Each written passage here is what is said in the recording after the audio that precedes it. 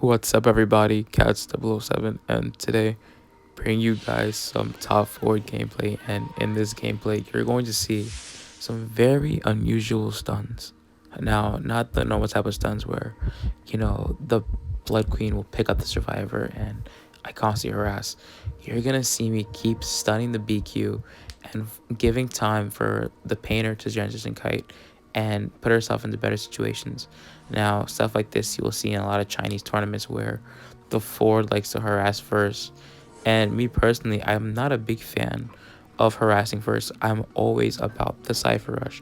But there are some instances where you can really be a big help to your team with one little stun. Now, starting off, I'm decoding in middle, and the painter is transitioning to 3 pallet, and I noticed this.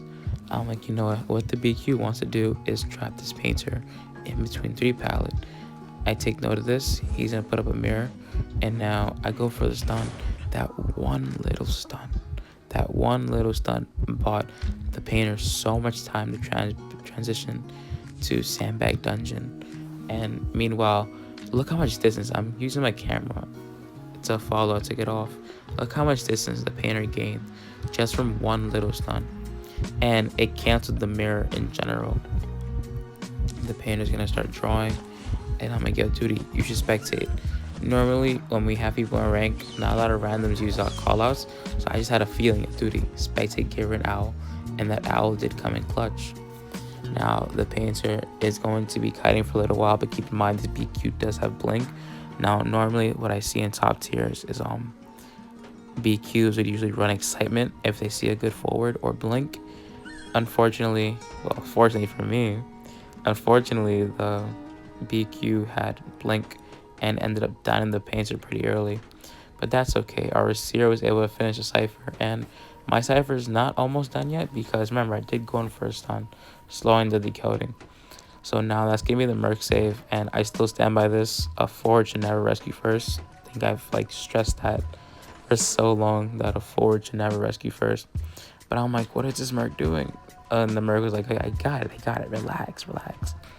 So the merc is going for the rescue. It's a beautiful rescue. I consider every rescue beautiful as long as you don't get double hit.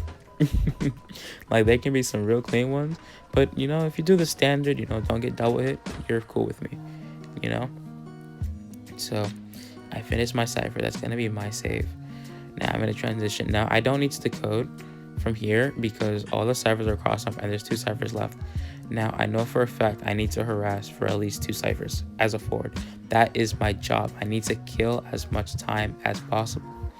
Now painter's on chair. I need to bring out as much time as possible because both ciphers are started. One's at 11 and the other one's like at 7%, which is pretty much insane.